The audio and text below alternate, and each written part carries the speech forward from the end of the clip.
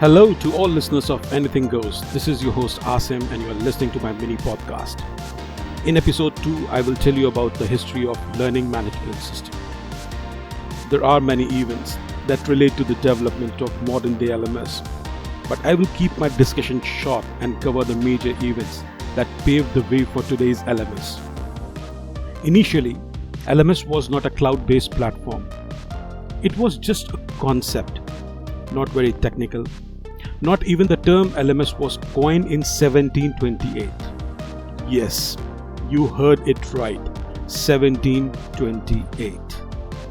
In 1728, the first correspondence course was started by Caleb Phillips. He publishes an advertisement in Boston Gazette.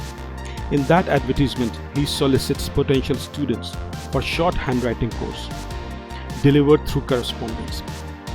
Phillips' innovative advertisement stated that students will receive lessons weekly and be perfectly instructed. This course was launched for the people of Boston.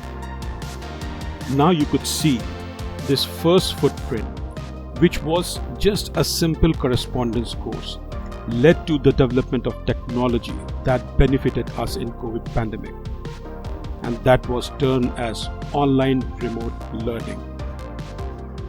In 1856, there was further development of online courses as University of London started offering distance learning degrees under their external programs. Till the end of 19th century, there was no significant or popular machine. The concept of learning was more service-based, but by the start of 20th century, in 1924, a tool called teaching machine was invented by Sidney Pressley. She invented first tangible LMS, also called as teaching machine. It resembled like a typewriter with a window that could administer questions. One window was used to show the question and another was used to fill the answer. So this was the first tangible tool invented by someone related to assessments.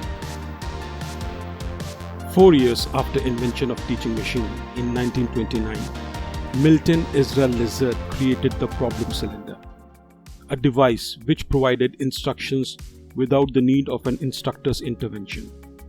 One of the great features of problem cylinder was that it not only tested the learner's knowledge with MCQs, but also checked their responses, whether right or wrong. That led to save the instructor's time. Now we will do a time travel to 1953 to check what's going on TV. That was not a time when anyone would thought of modern OTT platforms. But University of Houston televised the first college course for the people to learn right from the comfort of their homes. Video lectures and lessons were aired every evening, so that everyone, including full-time workers, could benefit from the lessons, ensuring that learning was not compromised because of their work commitments. Very shortly, Gordon Park and Robin McKinnon would develop a very interesting tool, and it was called Saki, S-A-K-I. Now it was another instance where distance education meets commercialization with production of Saki, an adaptive keyboard instructor. The software program was designed to continuously monitor students' performance and then generate practice exercises for the users based on that performance. When a student's performance improved, the exercise became more difficult. And when performance stalled, the testing became easier to accommodate the student's personalized learning curve. These days, we call it adaptive test. And if you want to try it, I can help you, as Next Learning platform from Next Education provide deep level adaptive test to check your understanding on different concepts of maths and science. Guys, we are now in 1971 and it's the era of desktop computers.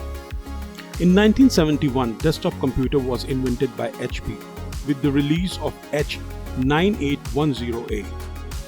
By today's standards, this desktop computer was nothing more than an oversized calculator. But it has LCD display, and that is the most interesting part of it. Guys, now I have a question for you. Have you heard about Coastline Community College? If yes, reply to me in the comment box. Now, what is the interesting story behind Coastline Community College? In 1976, Coastline Community College started the first fully digital institution of learning. It was the first institution of learning with no classrooms or building. All students' learning, correspondence, and evaluation occurred digitally. So this was modern days EdTech e-learning platform. Yeah. Now we are about to end our podcast with First Class. In 1990, software named First Class is released by SoftArc, and it's still working today. First Class has been recognized as the first real learning management system. At that time, software runs on the personal Macintosh computers, allowing access to many home desktop users, not just the mainframe users.